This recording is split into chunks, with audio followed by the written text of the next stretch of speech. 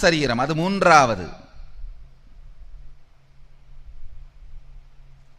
உணர்ச்சிகள், மனதுக்கும் ஆழமான உணர்ச்சிகள், உணர்ச்சிகள் நான்காவது.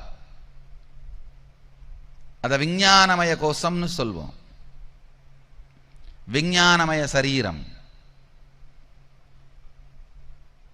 ஐந்தாவது, வாழ்க்கையில் நீங்க எப்பவாவது மட்டும் அனுபவிக்கிற ஆனந்தம்.